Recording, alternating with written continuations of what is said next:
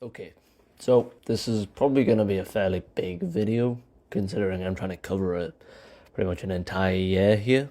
Um, this is, as the title says, as the thumbnail suggests, this is the 2024 box office in review. This is obviously the first time I'm doing this because this is the first time that I've reached the end of the year on this channel.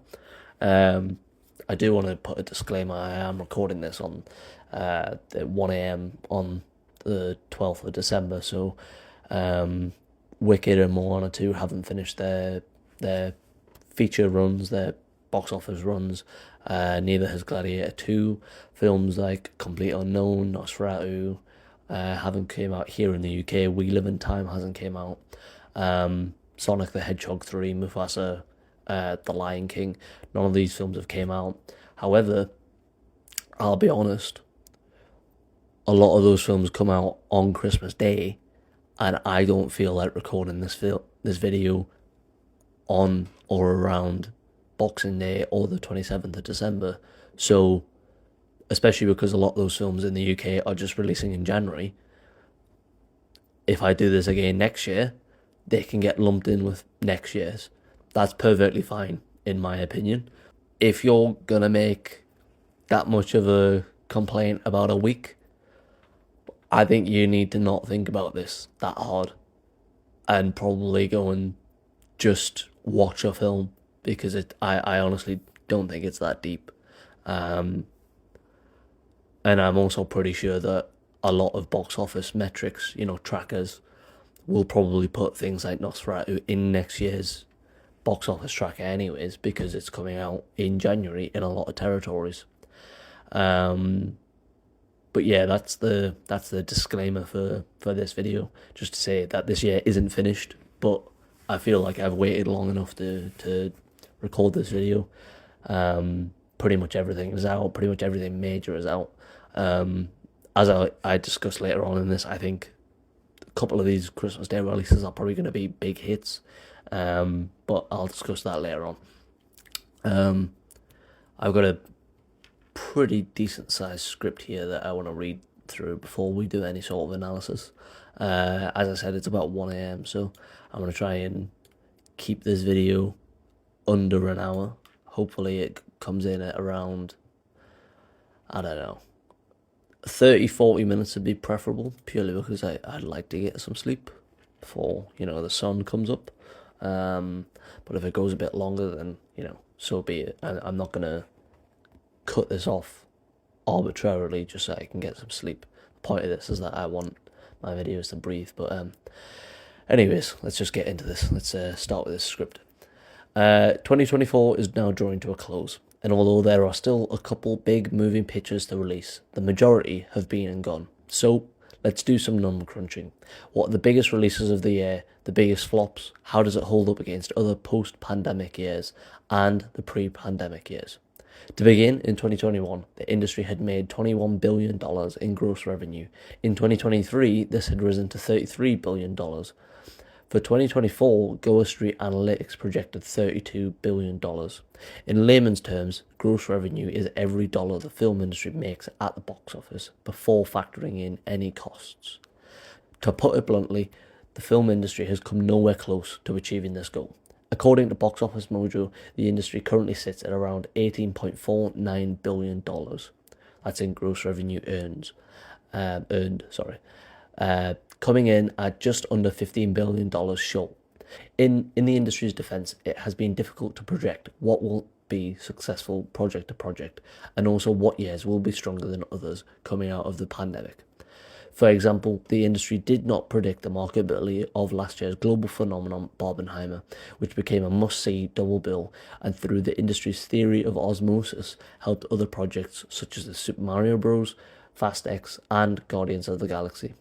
Currently, 2024 is lagging behind even the first year back from COVID. The industry has shown continual financial growth since 2021, specifically in the final gross revenue column, and yet we have regressed 3 years. So, why is that? Well, we can trace a lot of 2024's issues back to 2023. There were numerous delays to films and TV shows that have pushed some releases out of the calendar year entirely. For example, Spider-Man Beyond the Spider-Verse, which is now pushed to a 2027 release. Other films that have been delayed include Jordan Peele's fourth film, originally slated to release on Christmas Day 2024, and has now been pushed back to sometime in 2025. Thunderbolts and Mickey 17.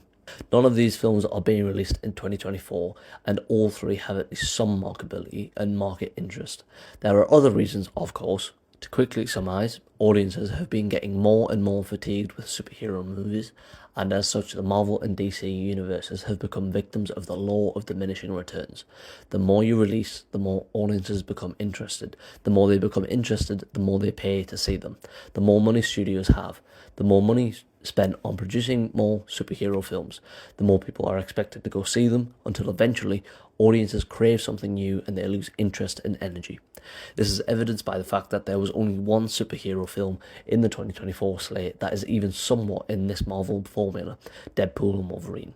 Even then, it relied on heavy star power and humour pointedly at the studios and the formulaic nature of the business. The only other to succeed this year was Venom 3: The Last Dance. As for the other three, Madam Web, Kraven the Hunter, and Joker Folie à Deux, they have either been a disappointing sequel or they have been outright disregarded as poor attempts at franchise makers. Despite studios still attempting to push superheroes this year, 2024 has ended up feeling like a year of respite from superhero films, particularly because there was no major Marvel film in its usual May slot to start off the summer months. If this break resets audience fatigue, it could benefit the industry long term as a result of reviving interest in these franchises. However, this will only be possible to tell once the new superhero films begin to trickle out, the nearest on the horizon being Captain America: Brave New World in February, I believe. More general issues that have affected the box office are the continuing high and volatile nature of inflation across the world, making ticket prices more expensive and riskier for audiences if they are not seeing something they are already invested in, and secondly, the continuing evolution of the industry into a streaming-first industry, where there is less cultural emphasis on going to the cinema, something helped by people's pandemic experience and many people's desire to not break out from this. Despite all of this negativity, it is possible to find success stories at the box office. This has been far from a disastrous year. It has been disappointing for sure, but far from abject failure. The year's opening was the weakest, and even then we still have at least one global phenomenon in Dune Part 2, both a critical and financial success to Denis Villeneuve's 2021 original. There was no money making between January and March, and for Dune Part 2 to fill that void 3 months into the year and based on nothing other than the success of the first film and its star power, and make over $700 million even without the summer slot, is a strong feat. As such, the question of whether the third film and the final in the trilogy can and should fill a summer weekend will be hotly debated up until its 2026 release. But it does show the viability of Timothée Chalamet as a blockbuster lead, and that pre-summer films can find success even if they are not Marvel or Disney properties. Moving on to the summer frame, this is undoubtedly the strongest period. 2024's domestic summer box office has shown only an 11% drop from 2023, from 4 to 3.6 billion, and that is without the global phenomenon of Barbenheimer. If we compare the July frames of both years, this is particularly interesting. In 2023, the industry made 1.36 billion, and in 2024, the industry made 1.18 billion. In 2023, much of the revenue came from Barbie and Oppenheimer. In 2024, it was Despicable Me 4, Twisters, and Deadpool and Wolverine. All 5 of these movies together suggest a desire to return to theatres and across diverse audiences. What these films are doing, which even Marvel struggled with, is to hit on as many audiences as possible by hitting on their cultural touchstones and their special interests. At the tail end of the summer, the industry has typically lacked moneymakers since the pandemic. However, this time they found 2 major hits. The first was romance novel adaptation It Ends With Us and franchise rebooter Alien Romulus, both netting over $300 million. It's also worth mentioning, by the way, that Deadpool and Wolverine's success, I would say, continued into September. It came out in, I believe it was July, and yet it continued to have success all the way through September, which is obviously a major feat and shows that there was a lot of interest among pretty much everyone, even people who might not be interested in Marvel, such as myself.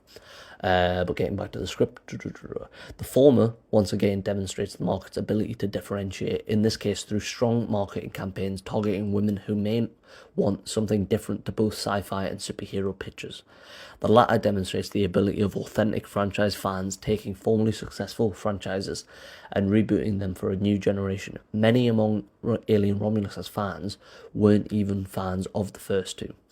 Both of these demonstrate also the industry's need for mid-tier films that aren't explosively big in terms of budget, but have enough market interest to achieve hundreds of millions at the box office. Neither of these projects needed a $100 million budget to make it successful. What they needed were people already onboarded to the property with room to grow a new audience. With Romulus and Deadpool and Wolverine, Disney has owned 42% of the market share of the summer frame, translating to nearly $1.7 billion at the box office alone, before Moana 2 and Mufasa have completed their box office runs, and adding in things like Inside Out 2. This showcases that without Disney, there is little to no hope of a successful box office year, unfortunately. And finally, the post-summer months have shown continued strength and interest in adapted projects as well as sequels. The biggest film of September was Beetlejuice, with $250 million in the first month, bringing both fans of the original and newcomers. In October, we saw the book adaptation of The Wild Robot, which brought in $75 million in the first month, almost immediately earning back its $78 million budget, and it has since gone on to crack $300 million. In November, there were three major releases: Wicked, Moana 2, and Gladiator 2, all of which have had staying power into December.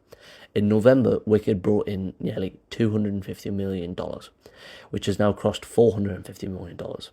In December, Moana 2 was the highest grossing film with over $100 million and now sits at $600 million, pushing Disney past the $2 billion mark for the year.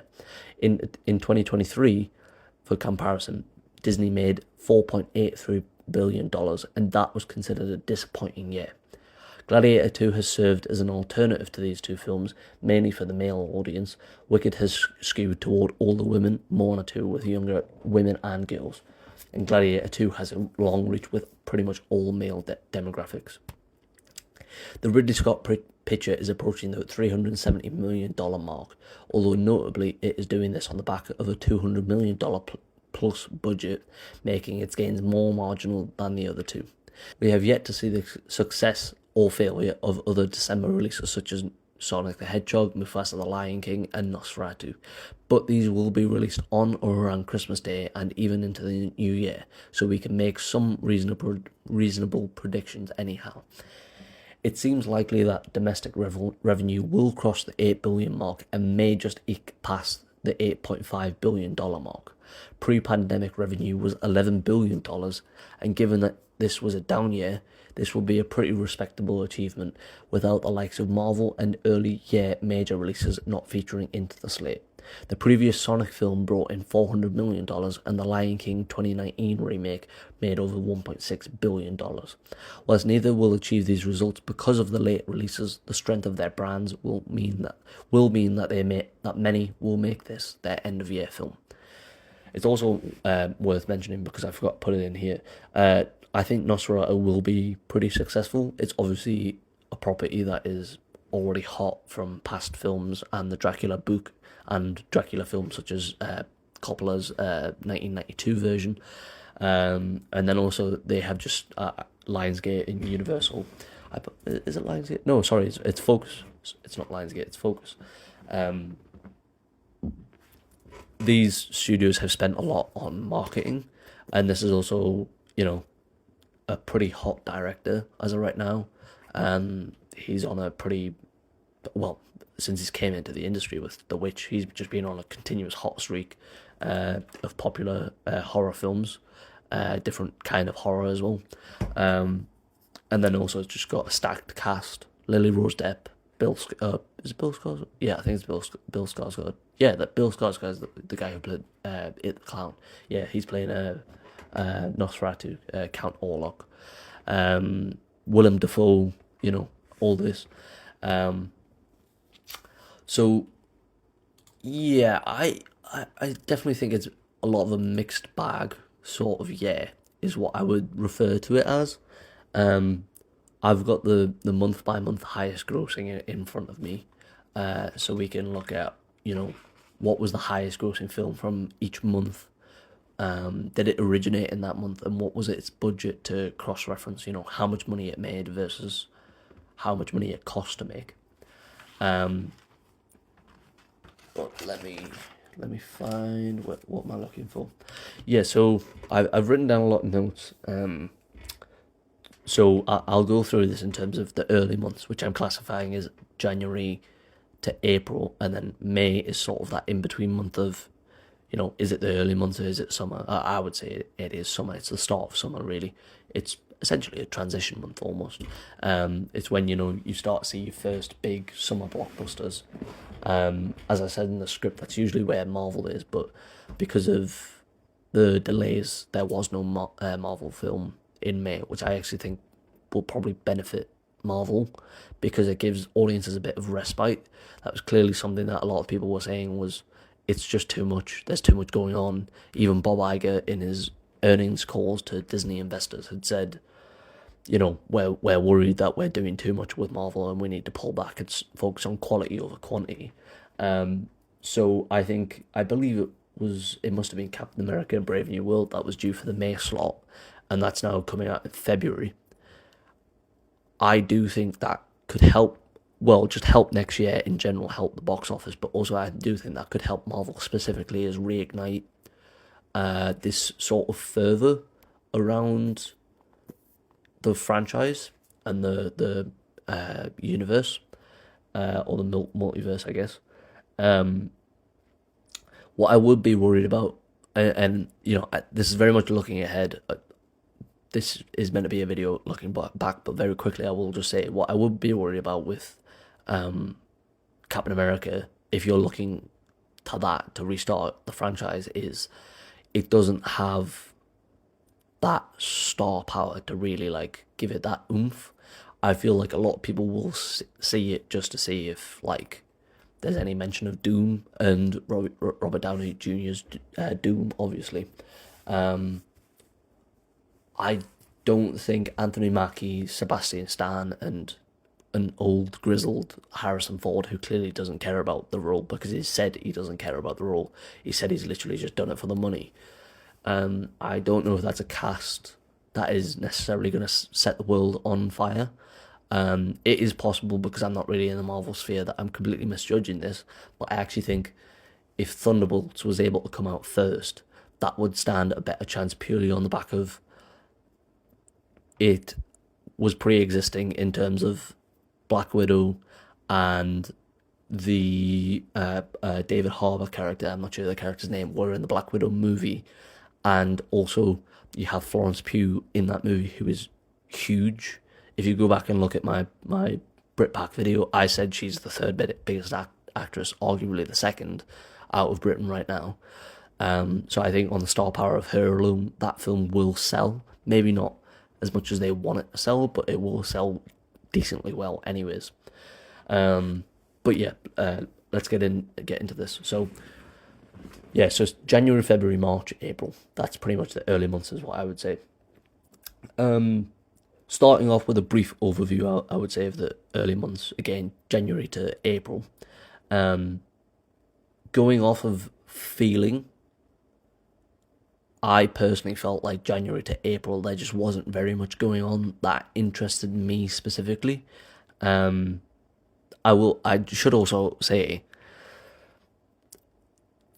although I am talking about what I felt, I don't know if my feelings necessarily are particularly the most strong on a lot of these films, and particularly the summer, because I was, struggling through a master's and had my dissertation to do this year. So a lot of these films, I was like, that looks interesting, but I just don't have the fucking time to go see it. And with a couple of these, it was like, well, I haven't seen the first one or the previous one, so I can't go and see this until I've seen that. So I still was very aware that, the early ones felt pretty barren to me. But also, I wasn't actively looking to go to the cinema for a lot of these things, anyways. Um, but if you think here in the UK, I think it was January 12th. I looked this up earlier, so I should remember. I'm pretty sure it's January 12th. Poor Things with Emma Stone by Yorgos Lanthimos came out, and for what it was pretty popular here in the UK and worldwide. It's obviously, I would imagine it's going to be Yorgos Lanthimos' biggest ever film, at least at the box office. And yet between that and Dune 2, or Dune Part 2, sorry, it felt like there just wasn't very much going on. Um, I think the industry, obviously, I talked in my script about how a lot of what figured into this year's struggles is the fact that the delays essentially pushed a lot of things out of 2024 into 2025. I think Jordan Peele has just announced that his fourth film has only just gone into production, bearing in mind it was meant to come out in less than 2 weeks. But on the other hand, the fact that Dune Part 2 got pushed out of late 2023, I think it was November it was meant to come out, into the March slot, actually really helped these early months, because if that wasn't there would have literally been nothing going on until May, July. And obviously, if you're looking around going, like, as a box office film industry like insider, you're going, this is terrible, and these strikes need to never happen again. However you do that, don't let this happen again, because this is so damaging. Just pay them whatever they're asking, or the obviously the more nihilistic, pessimistic version is saying just fucking bring in the AI and make sure that so that no one can ever disrupt it again, and just use the AI to make films. Personally, obviously, don't want that to happen. Let people, have jobs and fucking put food in their bellies. But the delays were so. What I will say is, if Doom Part 2 wasn't there, and these months were even worse, I feel like there's an argument to make that it probably would have forced the industry to go, yeah, actually, you know what? Whatever SAG-AFTRA and the Writers Guild ask for next time, we're just going to have to give them it, because if this happens again, we're so fucked for the fiscal year. Which, one lost year in a business like this, that is, worth 20 billion. This year, obviously worth a bit under 20 billion, might clock in around 20 billion. That's just, it's not great. It's not even good. It's damaging. It's extremely damaging. It'd be like, oh, we had a down year, and then like all your projections for next year are down, which in turn affects your stocks and how much money you're able to invest into a film. So those sorts of delays need to be stopped from happening ever again. But unfortunately, the only ways that they're going to be stopped is either industry's going, well, actually, we don't need you whatsoever, or industry's going, or the studio's going, well, we don't want you to strike because we need you, so we're just going to work out a deal as quickly as possible because we need to not do this again, because it's really bad for us. What else have I got here? Despite the fact that these months were pretty barren, there was still... let me count these up. 1, 2, 3. So there's 3 films that came out in the early months that made at least over $100 million. However, there were only 2 that were that you could consider like major box office successes or like blockbusters. But neither of these, and again I'll get into more depth on what these are, neither of those cracked the 100 billion mark. Neither of them even came close, quite frankly. And for industry insiders, again, that's worrying, is you want to be able to have speaking as an outsider and someone who doesn't have the most knowledge on this, I would say you're at least expecting one in the opening months, or hoping for one in the opening months. In the summer, you're wanting between 2 and 3, and then in the post-summer months, so your autumn or fall if you're American, because you prefer the basic names over there, and winter, you want probably one or two. You want your Christmas like winter film that releases either on or around Christmas Day, or even like the 10th or like 12th of December, something like that. That gives people like 2-3 weeks to go see it in December, and then you want one that is either in October or November. Again, the issue with a lot of this is the industry is used to having Marvel fill these slots, so people have sort of tried to avoid those slots as best as possible, and then this year they've just not been there, and it's like, alright, well, we didn't have time to fill those slots, like no one else was able, like ready and prepared to step in and fill those slots, so instead a lot of these months have just been vacant, essentially. But to get more specific, starting off with January, the highest grossing movie in January was Wonka, which made 62, nearly 63 billion, million dollars. The budget for Wonka was $125 million, and the movie in total made over $600 million, which overall, that's very successful, especially for a film that came out in December. So that's December, January, February mainly you're looking at. That's where it made a lot of its money. I haven't looked into this specifically, but I would hazard a guess that the majority of its money came from before New Year's Eve, even probably before Christmas Day. What is well, I wouldn't say worrying necessarily, because January is a particularly barren month, because studios tend to just shit out their worst films in that month, because most people don't have money, and unless you're like a film buff, you're not going to the cinema typically in January.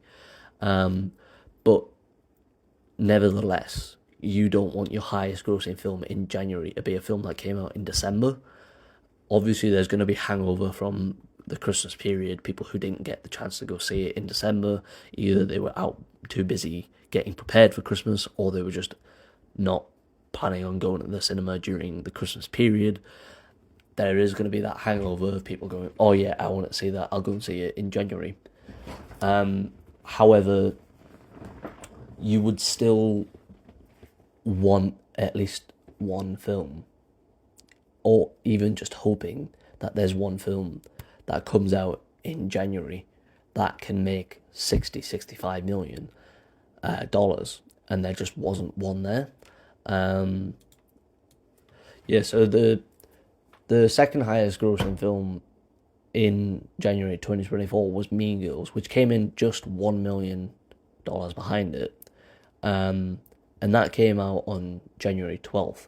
And pretty much all of its money it made in January. It only made 11 million past, or not even 11 million, it's more like 10.5, 10.4 even, outside of January. So that's pretty much probably all in February, you would expect. So when you look at it with that specific angle of the second movie just behind Wonka came out in January and it was only $1 million behind it, that doesn't look as bad.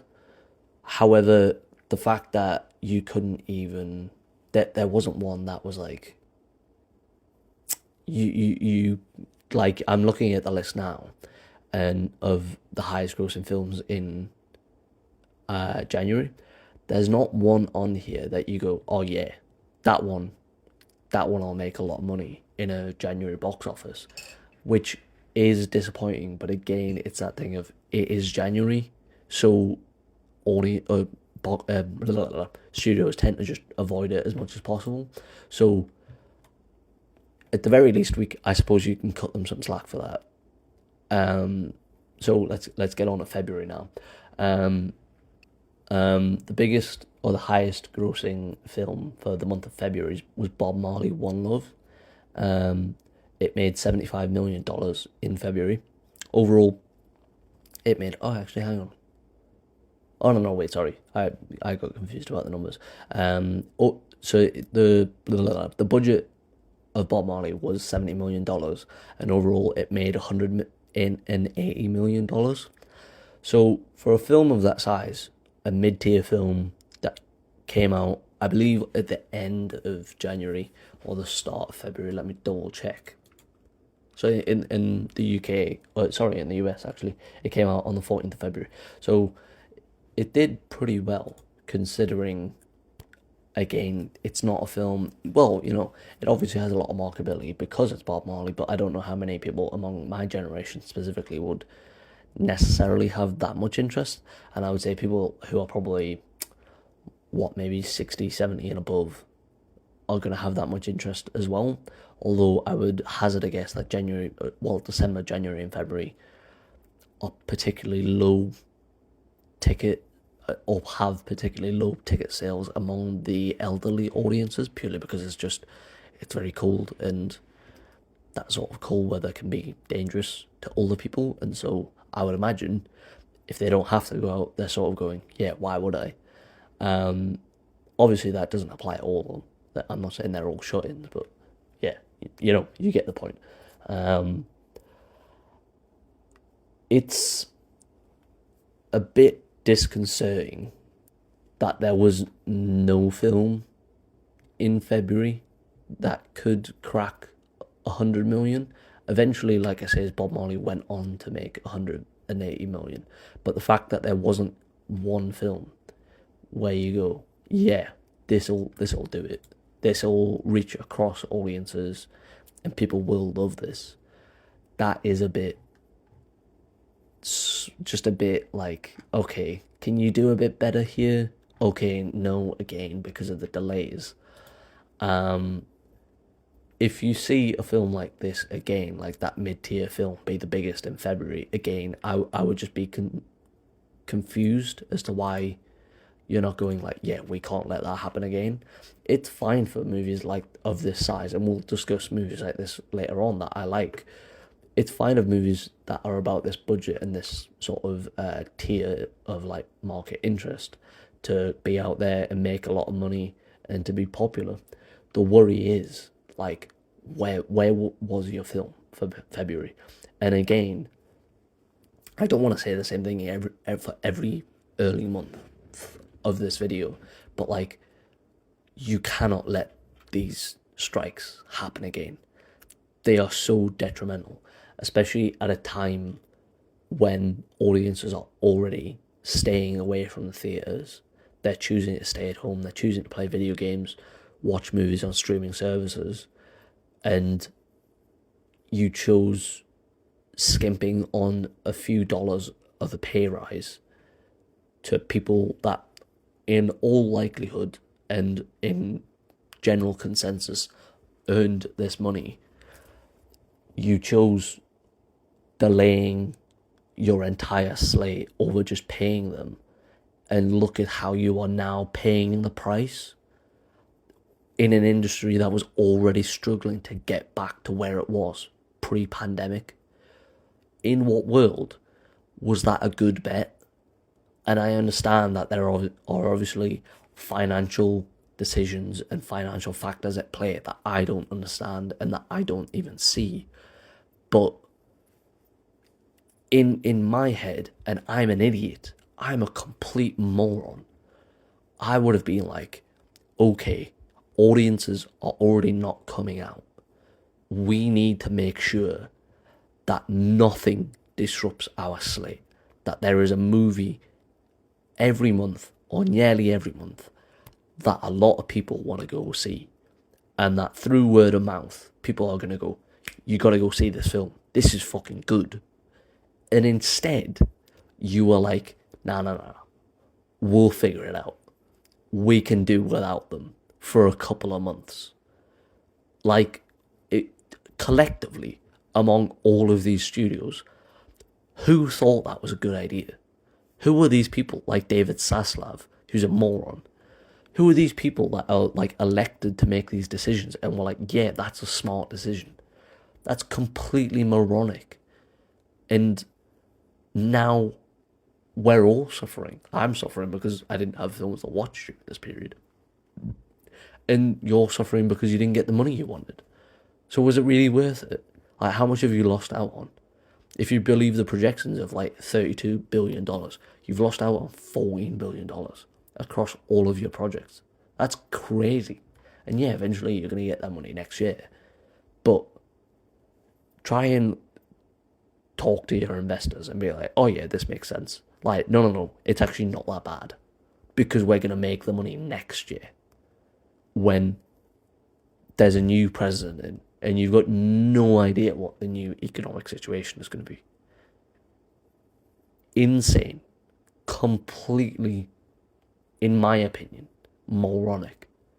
And again, maybe there's an economist out there that's going to watch this and be like, well, actually, this was completely the right decision to make and they shouldn't have bent their knee. But from where I'm looking, I'm like, well, it didn't work out anyways. You lost $14 billion. Obviously, there are other factors, but this is, I would say, the biggest one. You lost $14 billion because of strikes. If I was the person who was responsible for that, I'd be like, either I need to make sure that that never happens again. No one in my company ever strikes again. I need to be bending over backwards to keep them happy. Or I would just be offering my resignation. That's how insane that is. Insane. A lot of these people should be losing their jobs, and they aren't. Although apparently Bob Iger might be losing his job soon. Although I'm not really sure I trust the EA guy to take over and do a good job. He'll make them a lot of money, but, you know, I'm not sure that is really what we should be focusing on, especially with a company that owns 42% of the summer market. March. This is the first good month.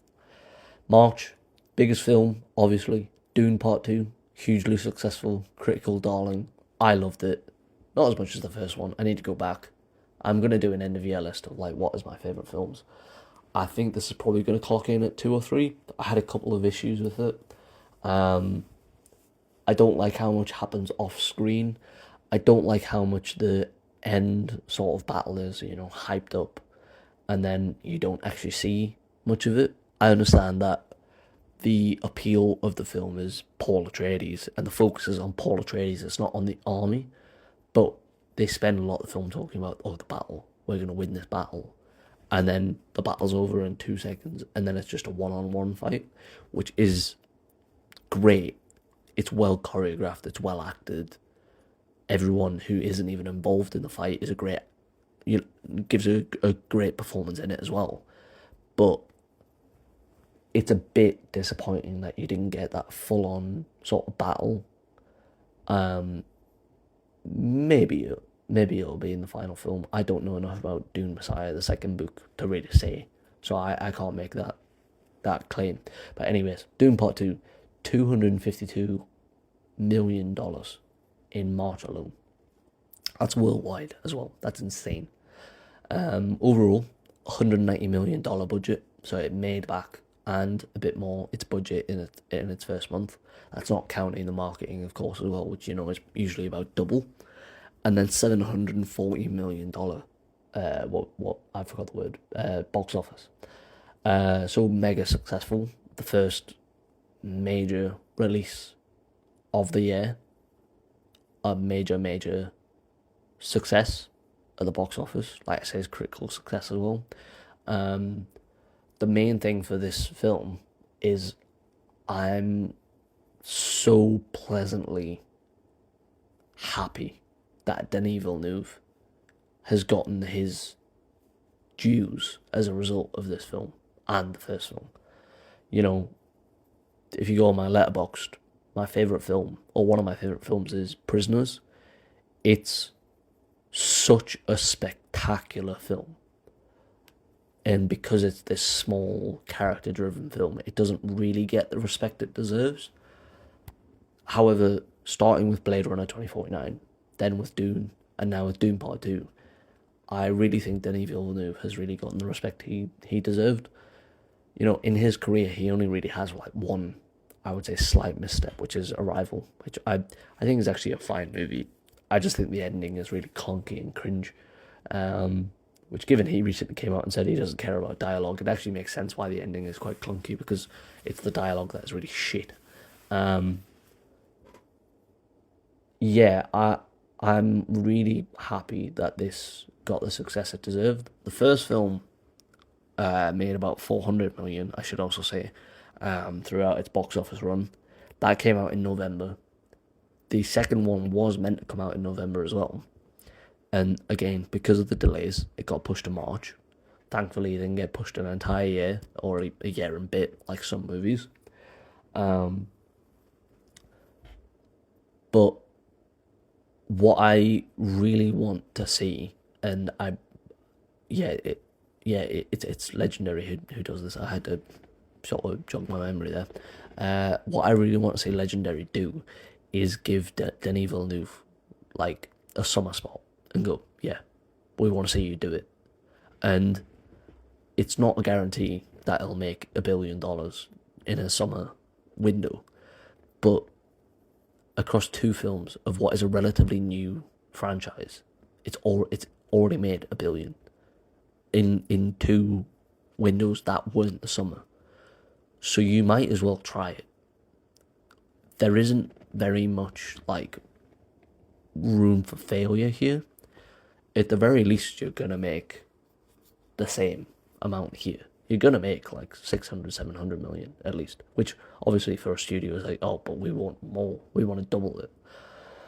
But I don't see much risk in this third film not being a success, especially considering it's going to have even more star power. It's presumably going to have, well, I should start at the other end actually.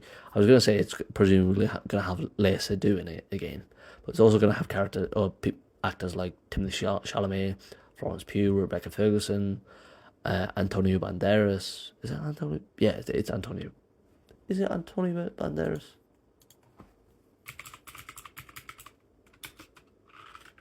No, it isn't Antonio Banderas. Who's the guy I'm thinking of?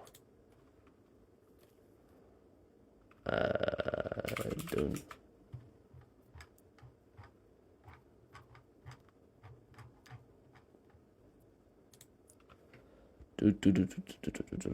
Javier Bardem. That's the guy I'm thinking of. What am I talking about? What an idiot. I mean, at least they're both Spanish. That kind of makes sense then. Yes. Back to it. What am I talking about? Yes, presumably the third film is going to have even more star power because we already know it's adding Anya Taylor-Joy because she had that brief cameo in the second film.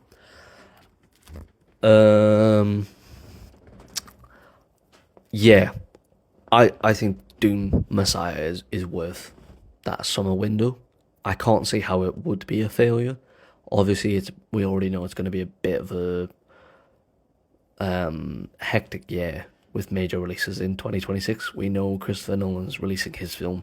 Usually he releases it in, I believe it's around my birthday, so I think it's like July 16th, something like that. Which is, you want to avoid that. Although I don't see him making the same amount of money as he made for Oppenheimer. Presumably that comes back down a bit.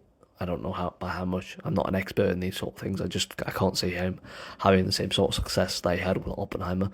That sort of thing happens once and never again. And then what's the other one? The Batman Part 2, which is obviously again is going to be hugely successful. But your trilogy has already had 2 films. The Batman trilogy has only had 1, which I think is a strength in Dune's favour, actually, because obviously the Batman has all the things in its favour, being a Batman film. But Dune, this being the conclusion of the trilogy, people who might not have even seen the first 2 are going to go, yeah, I need to see this, because I need to know what happens. All my friends have been talking about this for years, so I need to be there. And I just think it's a summer event movie. I think it screams summer event movie. See the end of the Timothy Chalamet, Paul Atreides arc.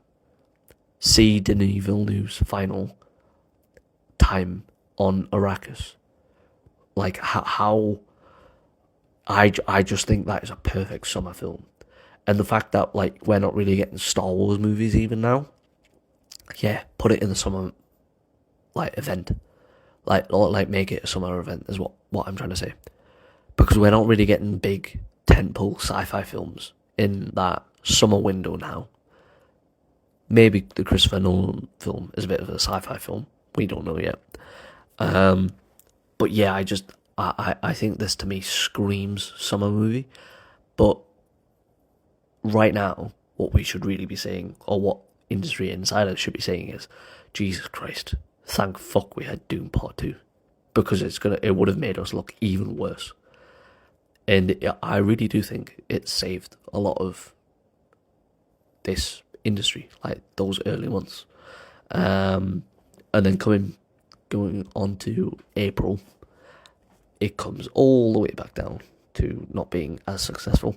Is Godzilla X Kong, The New Empire. I haven't seen it. I've only ever seen one King Kong movie, which was the 2005 remake by Peter Jackson, which I fucking loved. I thought it was a great movie. I've only seen it. I don't think I've seen it since I was a kid, but as a kid I was like, this movie is fucking great. I loved that film. I thought it was great fun. But it made nearly $103 million in April alone. But its budget was between $135 and $150 million. And the total box office was $571 million. So in its first month, it wasn't a success. It struggled to make its money back. However, over the course of its entire run, it did make the money back, and it didn't make a lot of profit. I can't really speak very much on this, is what I will say. What I will say is the May slot. This needs to be figured out going into the new year. Whoever it is, presumably it's going to be Marvel. I haven't looked at the entire slate yet. That is a job that I need to do. I haven't looked at the entire slate yet, but presumably Marvel is going to be releasing something in May. But that slot needs to be filled. May is such an important month to start off. Oh no, sorry. I'm an idiot. I'm very tired. It's 2 a.m. I've been talking about May this entire time. It was April. Sorry. So I have even less to say about this film. Yeah, Godzilla, 570 million. Not great for an April thing of film. You would hope that it was a bit stronger over a month, but it isn't. You would hope that people who went to see Dune were like, oh, I want to go see another big thing. That sort of carried over, but it didn't increase, is what I would say. And you want to be starting to, if you earned 700 million from a movie in March, you want to be sort of getting to that 850 mark in April, and then finally in May, June, July, you want to be getting into those $1 billion movies, and this just didn't hit it whatsoever, and that's disappointing. Yeah, I'll leave it at that for that one. We'll take a bit of a break now. I'll be back in a minute. Okay, I'm back. I'm very tired. I mean, I feel like this video is going well, but it's also going very fucking long. I want to go to sleep. I want to record this and then go straight to sleep, I think, so let's fucking hurry up and get this shit over with. Summer months. What am I looking at? Okay, so starting with May. May was, like I said before, sort of spoiled it, but it wasn't great. There isn't a huge opening film in May. To start like the summer off very, very strong. Again, typically that's a Marvel film. That Marvel film wasn't there because it got pushed out because of delays. After May though, pretty strong. I think it's worth recapping a lot of these films, even the films that I'm not going to discuss, like the specific like highest grossing films, just to mention a few of them. So Inside Out 2. Oh, sorry. I should say highest grossing in May, Kingdom of the Planet of the Apes. Start off there, and then Inside Out 2, Despicable Me 4, Deadpool and Wolverine, Bad Boys 4, Quiet Place Day 1, Twisters, Alien Romulus, sorry, and It Ends With Us. So, yeah, so like I said, May, not great. I think we can pretty much just skip over, it was Kingdom of the Planet of the Apes, 133 million in May alone. So it's 160 million budget. Didn't make it back in May, came pretty close, but with the marketing budget, that's a bit concerning because the marketing budget presumably pushes it past the $200 million mark. Its profit came close to $400 million. Bit disappointing, especially for a film. I haven't seen it yet, but I do really love the Planet of the Apes films. Again, this is one that just got caught up in my dissertation period, didn't get a chance. It is what it is. I'll get to it eventually. I'm hoping to be able to get to that before the end of the year, so I can hopefully put it on one of my lists. But yeah, not great start. Let's just move on. Put that in the rear view window. As I said before, you want Marvel there. Marvel need to make sure no strikes, no delays. They're in that May window again. If it's not Marvel, who is it? I don't think a lot of these companies are prepared to take over that Marvel slot because they're used to Marvel being there. So what do they put there to fill that slot? Presumably it's another franchise. What is that franchise? There's no franchise right now that is geared up and ready to just take the Marvel spot off of them. So a bit concerning. But after that, like I say, is very strong. After May into June, very strong. So the first, I would describe it as mega film, came out in June. It's the first $1 billion film of the year, and that is Inside Out 2. Hugely successful. People have loved it. I haven't seen it yet again. I feel like for a lot of these summer films in particular, I'm going to be saying haven't seen it. But luckily, at least for this video, because it's a box office video, whether or not I've seen it isn't particularly relevant. It's more about what is the number saying and what is, people writ large saying about these films. And, critical reception around Inside Out 2 from what I've seen is pretty good. In the first month alone, June, it made $469 million. $469 million. Is that correct? $469 million. Yeah, that's correct.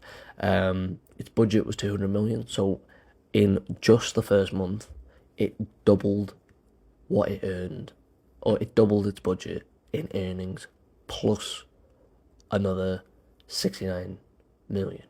That's insane. And then overall, it's made $1.699 billion, and it's probably going to have here and there reruns, maybe when the third film inevitably comes out, because, can't stop at number 2, can't stop at number 1. Presumably it's going to have reruns before the third film comes out, so, it probably passes eventually that 1.7 billion mark. Maybe can it eke up to 2 billion? I don't see that. I don't see how that would be possible. But nevertheless, hugely successful.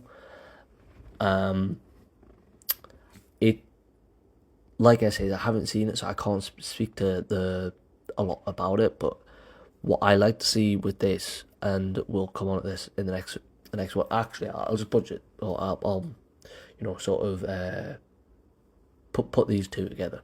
In July, the biggest film or highest grossing film was Despicable Me 4, made a straight $300 million.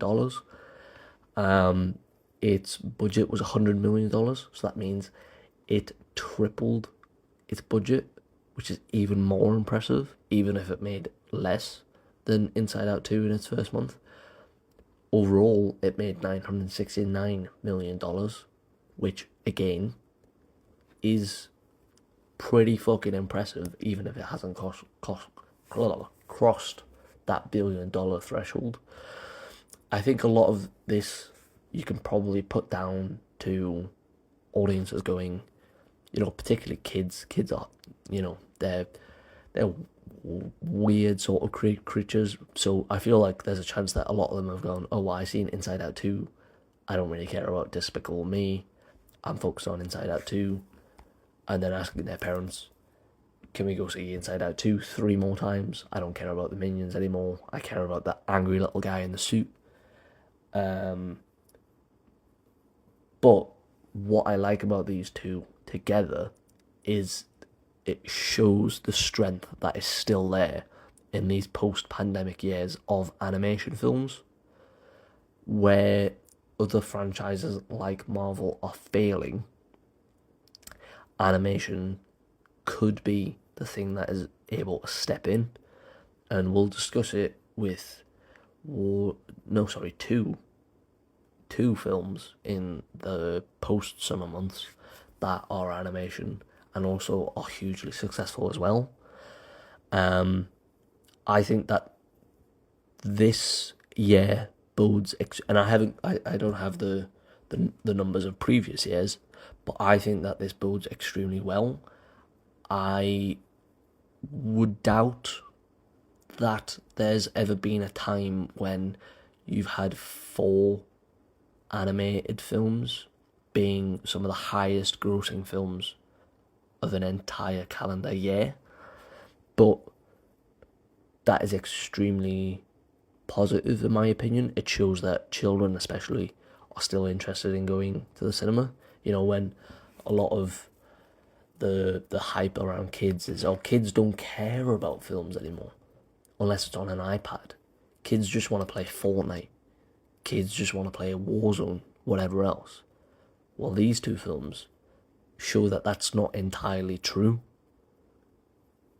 And I think that that should be hugely encouraging for these animation studios. And again, like I say, there'll be 2 more that we come on to soon. These 2 in particular were already established, although Inside Out, we should remind ourselves, it only had 1, and I think that came out nearly 10 years ago. So the kids who've seen Inside Out 1, they're not kids anymore, they're teenagers. So maybe they're going, oh, well, I want to see the second one. Although from my experience as a teenager, everything I liked as a kid when I was a teenager, I was like, I don't fucking want to be associated with any of that shit anymore. So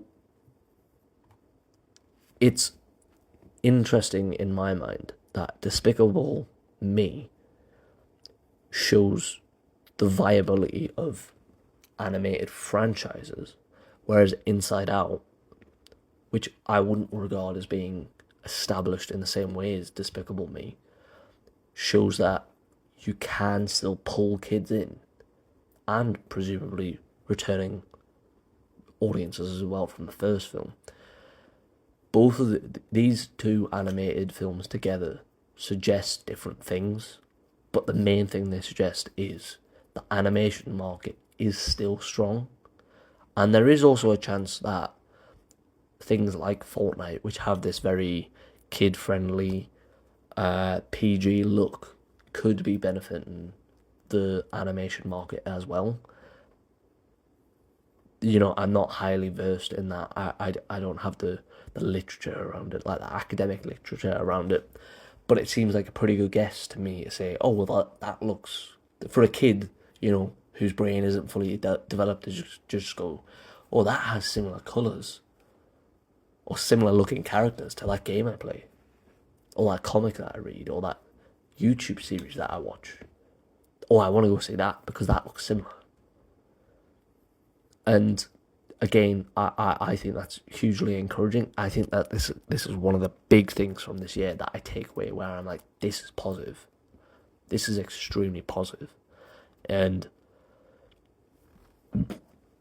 because of this, you would hope that studios bet on animation. Animation is obviously, and I do this myself, animation is one of those things that is often disrespected by a lot of audiences. And you would hope that something, or like a year like this, can make studios go, oh no, we need to keep investing in this. We need to not turn our backs on this. The worry again is, are they going to go, well, we can just make even more money by cutting people out of it, cutting costs down by using AI. But that's for another video. I'm not going to get into that now. But anyways, August, Deadpool and Wolverine, by far the biggest film of this month. $313 million. Very, very strong for an R-rated film. Its budget was $200 million, which again, it just made it and more back in a month. Extremely positive. And then its overall box office was $1.338 billion. I feel like there's a... No, it should be fine. Yeah, that's fine. Yeah, it's disregard what I was trying to say. Doesn't matter. So I will say I haven't seen Deadpool or Deadpool and what is it? Deadpool and Cable, or is it just called Deadpool 2? I'm not too sure. I haven't seen either of those films. They came out at like peak I don't care about Marvel times, so I didn't even really care about superheroes unless that superhero was named Superman or Batman. This continues this sort of theme that I would say the first Deadpool started, of going, you don't need to dumb your films down and take everything out of it and make it a PG film. It doesn't need to be pacified for audiences. It can be mature and still make a lot of money. This film only made about 300 million less than Inside Out 2. That is extremely impressive for a film that kids couldn't go and see, that teenagers even couldn't go and see. This was an 18 rated. So, hugely impressive. I think, weirdly, and this might just be because I've seen it, and I am more in the superhero space than I am in the animation space. I feel like Deadpool and Wolverine is more of the summer film than Inside Out 2 is. And again, that just might be part of the demographic I'm in. And it might just be more of what I'm interested in. You know, parents might disagree. If you ask kids, and obviously kids are going to say Inside Out 2 is bigger because they only know their point of view. But Deadpool, to me, feels like that true summer film where everyone was talking about this. Everyone had seen it, or everyone was saying, oh, I'm going to go see it, or I want to go see it, or oh, I've just seen it for a second time. I went the first time with my partner. I'm going to go now and see it with my friends. That's how good it is. Or I'm going to go a third time and just see it by myself because I love it that much. This feels like a true summer film to me. And this is one of those times where Marvel actually does achieve that sort of cross-pollination of different demographics. And it's able to reach across everyone and go, no, there's something in this for you. Whether it's that musical sort of number at the start, whether it's just the comedy in general, whether it's just Ryan Gosling's in it and you like Ryan Gosling, or like me, probably the biggest factor I would say is that Hugh Jackman was in it, and I love Hugh Jackman. I didn't particularly love the film. I think that a lot of the elements are tongue-in-cheek, and yet a lot of the things that the film is poking fun at, the film does anyways, which I was like, okay, well, you can't really have this both ways. Like, the thing about the runtime really annoyed me, that they made jokes about, oh, audiences are used to long runtimes, and then the film is like 2 hours, 15 minutes. I was like, alright, come on. Like, at least cut it down to like 2 hours. At least have some, like, self-awareness. Like, well, you are self-aware, and you're still doing the thing. Like, come on. Like, I don't know, that just annoyed me. But, yeah, hugely successful. And what I will also say is, Deadpool and Wolverine and Inside Out 2, that was the summer, essentially, is companion pieces, is, oh, I'm going to go see Deadpool and Wolverine, and then tomorrow, I'm going to go see Inside Out. And two entirely different films. And that, in particular, is what a lot of people were saying was the issue with Marvel films, myself included, is, oh, well, yeah, Captain America came out, and I like that, so why am I going to go see Iron Man? And what Marvel has often struggled to do is they'll go, well, yeah, this one's a spy film, and then this one's an action film. And to a lot of laymen, they'll just go, well, isn't that the same thing? And then also to a lot of other people, they'll just go, well, yeah, you say that, but I've seen 10 of these films and they're all the same. They don't have an actual unique slant.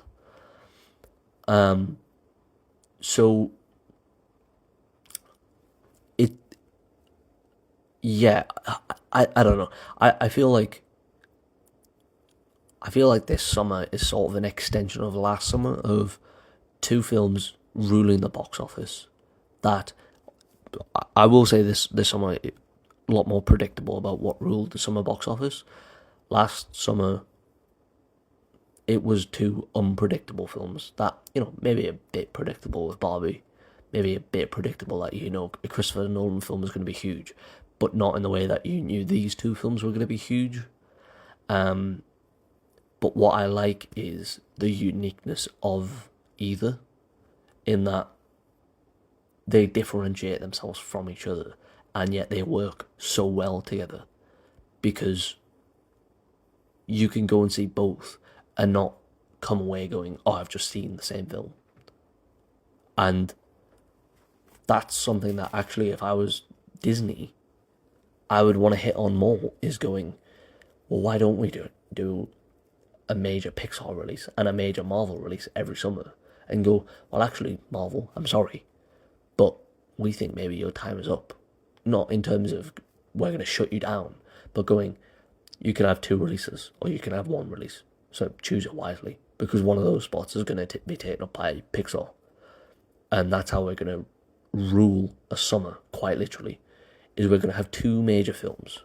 One of them is going to be an animation film and one of them is going to be a superhero film. And that will literally cover so much of the audience.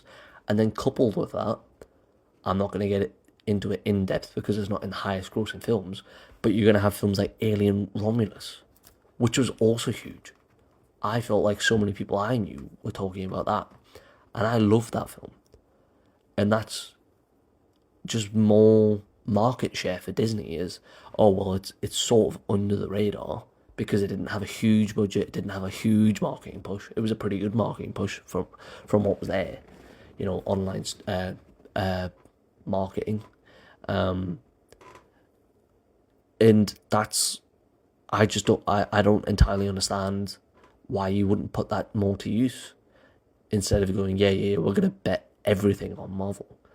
Of going, yeah, we're going to have one franchise like Alien, or maybe I would even say have two or three, but make them more low-key, put less money in, but with trusted, crew, cast, that sort of thing, with someone who understands these franchises.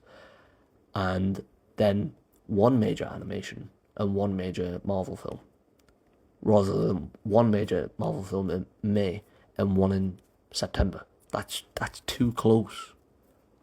People want to go and see other stuff. I think that's what this summer has proved, personally. And we'll see it in the second, or these post-summer films. There's other films in here that, even though there's two animated films, they're pretty different. It's four pretty different films, is what I would say, in these post-summer months. And so I think people want to go and see different films. So if you're Disney, you own so much of the industry that you're practically a monopoly. You're so pushed up against that monopoly wall, you literally cannot extend anymore without the government coming in and just going, no, this is too big. So use it. Use the franchises you have. You have so much. And yet you go, no, we're just going to keep doing Star Wars. We're going to keep doing Marvel. Even though we all know those franchises are, dead. Sorry to be cliche, but they're pretty, dead as a doornail. Or at least they're on, life support. Look for something else. Give those a break. Then bring them back in a few years. Give these other franchises like Alien a chance. Give Inside Out 2 a chance. Or Inside Out 3 even a chance. Because they're huge. But they just need that space. And that's what happened here with Inside Out 2 and Deadpool, is that they were given space from other properties that were like it. So yeah, that was quite long, especially for two films that, well, one of them I haven't seen and one of them I didn't really care for. It was a pretty impassioned sort of rant. But I do want different films. I want as many people to feel like there's a film there for them. I don't want this to be homogenous. I don't want every film to be Deadpool. I don't want every film to be Inside Out. Or even, my favourite, like, independent fucking art house A24 film. I don't want every film to be that. That's boring. You need tentpole movies and you need A24 films. You need Alien Romulus. You need all of this. That's how it's viable. You can't just have one. You can't just have two. You need all of it. And the Marvel experiment has run its course in that format where it was doing three, I think even sometimes 4 films a year. That's over.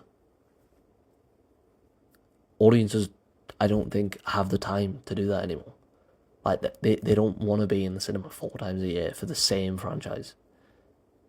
Most people don't even want to be in the cinema 4 times a year. So choose your cards more wisely. Make them feel like they need to come back once every 3 years for the same franchise, rather than every year, 3 times a year. That just seems like a smart bet to me. But what do I know? I'm an idiot. Again, like I said before. But anyways, coming on to the post-summer months. Some good films here. Some films here I've really enjoyed. I'm looking at the list now. 2 that I would say one is probably going to be top 2 films for me. One I enjoyed, but I don't think it was exactly for me. I'm not saying it's bad, but I don't think it was precisely for me. The other 2 I haven't seen purely because I haven't seen the first one and I'm not interested in musicals, so I don't think I'll be watching it. But anyways, the list: Beetlejuice, The Wild Robot, Wicked, Moana 2, Gladiator 2, and Venom 3. So the issue with these months, despite the fact that, like I just said, there's some pretty good films in here, there's no real standout. There's not one where everyone was like, oh no, I need to go see that. I read a Hollywood Reporter article, I believe it was Hollywood Reporter article, where they said what these later months really needed was a Star Wars film to go in that usual slot. I think Star Wars films used to come out in like December sort of time. Let me have a look. Yeah, so The Force Awakens came out 17th of December. The Last Jedi came out 14th of December. The Rise of Skywalker 19th of December. So that is really what these films needed, or that's what these months needed, and it just didn't have that. That's not to say that there hasn't been success. Again, some pretty good films here, some pretty big successes.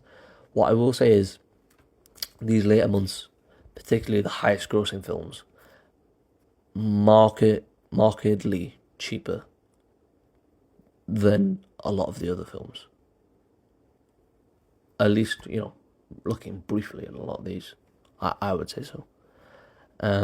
So, Beetlejuice, 250 million in its first month.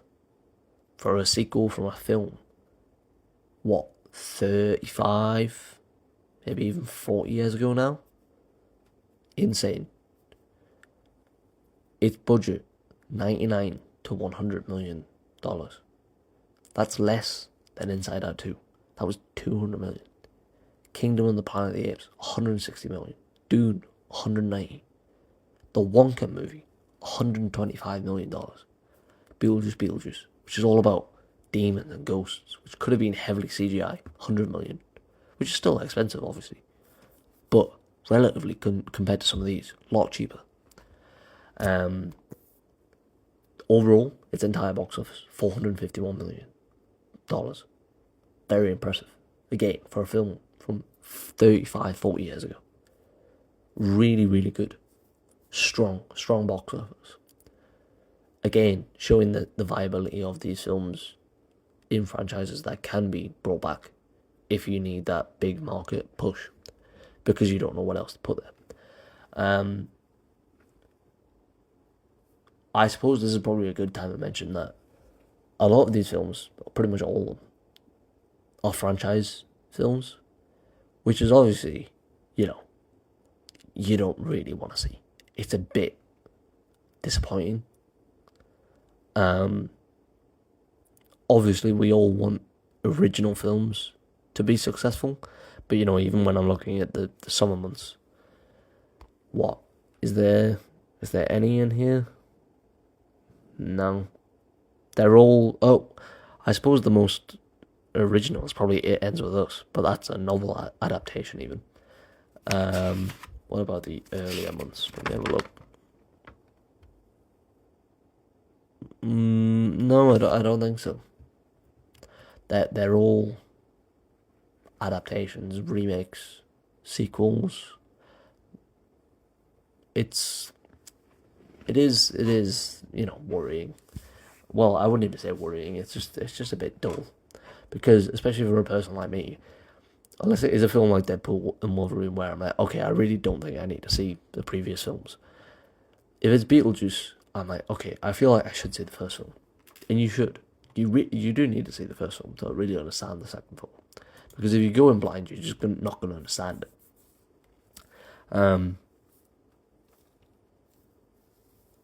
Yeah, that's all I have to say about Beetlejuice. Beetlejuice, not a bad film, good run that it had. Felt very popular at the time. Felt like one that a lot of people seen. Not everyone, but it was pretty popular. Coming on to the next one, the one with the second smallest budget, The Wild Robot. First month, 75 million, nearly $76 million. Seriously impressive for a novel and adaptation animated film. Didn't have a lot of market share, I would say, among sort of adult or teenage audiences. The book itself is for 8 to 12-year-olds. It is one that has essentially, I would say, has survived on a lot of word of mouth of people who've just seen the trailer. Obviously, as well, there have been kids who've gone to see the film because they've enjoyed having the book read to them, or they've enjoyed reading the book themselves. But a lot of word of mouth here. A lot of like, oh, that looks good. I went to see it myself just because I had heard it was pretty good, and I wanted to be able to put it on my list. I am going to put it on my list, I think. Oh, I forgot to mention as well. Budget, $78 million. Box office, $323 million. Well deserved for this film. And also, what I quite enjoyed, I don't think there's very much room for a sequel, which is fucking great. Don't ruin it. The story is perfect. Just leave it where it is. It's such a great film. So funny. Heartwarming. Choked me up a bit at the end. Didn't cry, because I don't. But still pretty good. Deserves that 300 million. Deserves even more, in my opinion. Looks gorgeous. And this also, similar to films like Alien Romulus and It Ends With Us, shows the viability of these mid-tier films that don't crack $90 million in their budget. Really, really, really impressive that this film is able to garner that much of people's money and time. I would want to do more like survey research, or see more like sort of survey research about like, how did you see this film? Why did you go and see this film? Who did someone tell you about it? Is it because you read it to your kids? That sort of thing. But yeah, what I would consider, even though I know it's based on a book, it is a pretty original story. It's the one on this list that feels the most unique. It's the one on this list that feels the most original, even if it is a novel adaptation. But if I'm going for anything, I'd probably rather see a novel adaptation rather than a sequel, because I haven't seen the final movie on this list for December, because it's a sequel. So until I see the original, I'm just not going to watch the sequel, because that seems a bit pointless to me. But yeah, The Wild Robot, hugely successful, well deserved. I would run out and see this. I recommend it so highly. Deserves everything it got. And again, just shows the viability of mid-tier movies. And that's what I want more of. You know, I know Amazon Prime have just remade that Cruel Intentions movie into a series. Did it need a series? Could it not have just been a movie? Like, I know everything is a TV show now. But if you're gonna remake it, is the viability not in a movie? I would be interested to know. And I don't know if there is a way to know this. I would be interested to know how many people reached the end of Cruel Intentions, the TV show, versus how many people reached the end of Cruel Intentions, the movie. And I feel like making it into an hour and a half, hour and 45-minute movie would decrease your budget so much. And presumably your profits would still be quite high. Especially for a remake. It's something that everyone knows. I don't know anything about Cruel Intentions until I watched the trailer for the TV series. And even I had heard like of the original. So I was like, alright, let me check out this trailer. It doesn't have any interest in me. Especially not for a TV show. Might go back and watch the original movie. But yeah, mid-tier films. That's what I want to see more of. Alien Romulus. Fucking great. Great film. I want to see more of these films on that level. I think that is where there is room for a serious expansion. Is not even necessarily original movies, but movie studios going, we're going to give you 40 million. If you can't do it on that budget, tough fucking shit. That's all you're getting. Figure it out. And then getting gems like Alien Romulus, It Ends With Us, The Wire Robot, and digging out. So say like for The Wire Robot, $78 million in its budget.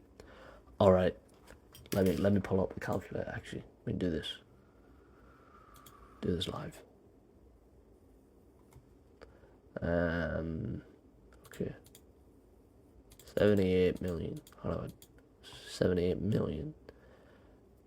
Then plus, what would you say the so what's usually double, I think, for the marketing. So that's 156 million.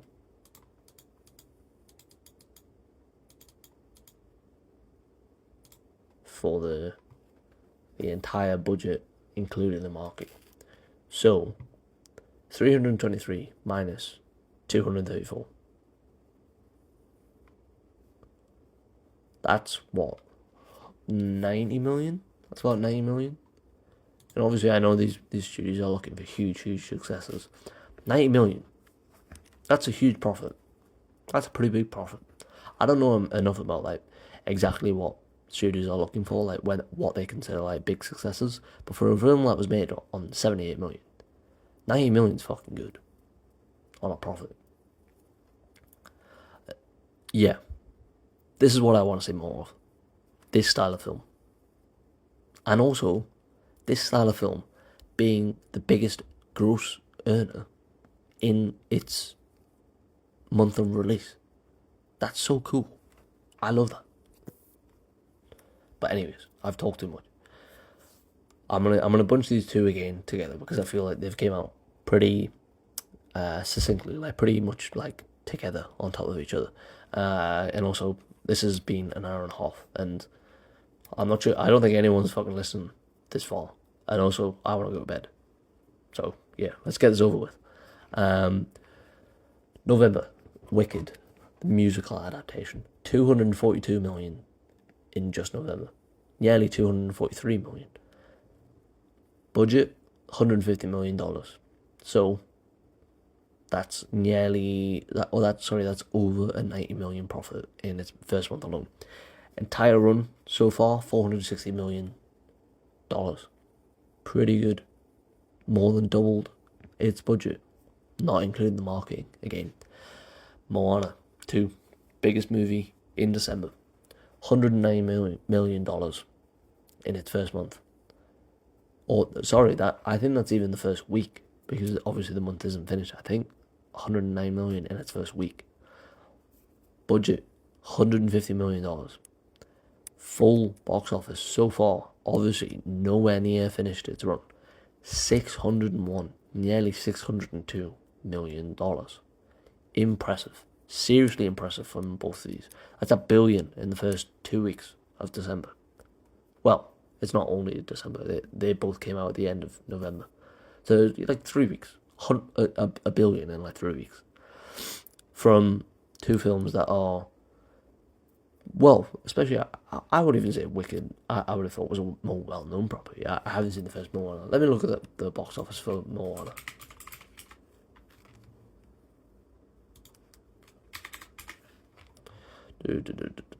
First, no, that's the second one. Why are they giving me the second one? Box office for the first one, 687 million. So, Moana 2 is going to break it, quite clearly. Let me look at the box office right now, see what the live one is. See if it's improved. Oh, so it's up to 606, but it's not the weekend. So, obviously, it's not going to move much. The majority of these films, will move on weekends, Fridays to Sundays. Again, I would say these four films together, Beetlejuice, The Wild Robot, Wicked, Moana 2, shows diversity, even if they're all adaptations, sequels, that sort of thing. I get that that's boring. It bores me too. But look at those post-summer months, and then even look at the calendar entirely, like together. There is diversity here.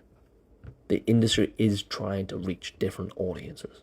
And this is the industry, I would say, has significant missteps with films that I didn't like, or that I didn't like the idea of, like the Little Mermaid, where they go, okay, we're going to set it in Jamaica, we're going to change who the character is. They're doing that with Snow White. Regardless of whether that's successful or not, I'm personally not a fan of it. But what this all shows is that the industry is trying to reach out to newer audiences, to different demographics. And this slate for this entire year, but those 4 months in particular, show me that they're reaching out for different audiences. They're not just going, we're just going to put out the same film or the same type of film every month. The two animated films that are in this 4 month period, The Wild Robot, Moana 2. Again, I haven't seen Moana 2. From what I can tell, nowhere near the same premise. Moana 2 seems to be a film about, is it natives, Samoa? So I'm genuinely sorry, I don't know. But it's something along that lines. And it's about her story. It's basically the premise, I think. The Wild Robot, what's it about? A robot in nature. A robot finding its place in the world. And going, well, who is my real family? What is my real purpose? Great story, completely different. 2 live action films in those 4 months. What are they about? Beetlejuice. It's about a ghost who solves your problems, but it's actually a demon. It makes everything worse. Great premise. Even people that don't know what the fuck Beetlejuice is are going, well, sounds fun. I'm gonna go see it on a whim. What's Wicked about? Musical adaptation. The origin story of The Wizard of Oz. Great. That also sounds great. I mean, not for me, but good premise. Let me go see that. Different demographics here. That's the main thing that I take away from this year. Different demographics. The people who went to see Kingdom of the Planet of the Apes, not the same audience, largely, who are seeing the Wicked adaptation. Entirely different audiences. And that's the strength of this year, in my opinion, is the different films that have found success. It's stale. This year is stale in terms of adaptations and sequels and franchise reboots. Yes, I get that. But the demographics that are being reached out to in these films, that's refreshing, in my opinion. It's not all Marvel. It's not all this bland sort of one franchise. And studios like A24, studios like Neon, are forcing these big studios that own pretty much, I think, every one of these big releases or highest grossing releases, are forcing these big companies, the big five studios, to alter their practices and go, well, yeah, we can't just do the same thing again and again. It's not working for all of the demographics, so how do we reach out further? Oh, yeah, we do other things. We do things like Bob Marley, One Love, which wasn't the biggest film, but that's going to reach demographics who aren't interested in Inside Out 2, or Kingdom of the Planet of the Apes, or Godzilla, or Beetlejuice, or the Wild Robot. So that's the strength of this year, is that the industry, or that I really hope the industry takes from this year, is different, or diversity of film. Not diversity in the sense of everyone needs to look different. If that's what you want to put in your film, great. If it's not, also great. I don't really care. But diversity in terms of what you're producing, what films you're putting out, that is the strength of this year. And that is what should be taken away from this year. Not, oh, well, we didn't make as much money as we usually do, so that's bad. There's reasons as to why that happened. One or two more of those big releases would have made this year a lot better. And then the stocking fillers. So your Jordan Peele movie. I can't remember what else was on the list, to be honest. But those sorts of films that are going to be smaller budget, but are still going to be pretty fucking successful because Jordan Peele is very popular. They'll end bump it up. Not going to be $1 billion, but enough of those, 15, 20, 500, 600 million there, here and there. So the main takeaways, diversity of film, through diversity of thought, through diversity of expression, or freedom of expression, whatever you want to call it. Diversity of film, what's being produced. And also, don't let delays happen again. Two main things that should be taken away from this year. One cannot happen again. The other should continue. Should happen again. Yeah, that's the main takeaways for me for this year. But overall, disappointing year at the box office. Not the most successful, but there are reasons. It's not all doom and gloom. It's not just because the economy is bad, although that has helped, not helped but hindered. That has hindered the box office, is that the economy is shit. But the big reason is there just wasn't the most to see for a lot of people. So why would they go out? Look at films that were being promoted for ages, that you've seen trailers from, or posters from.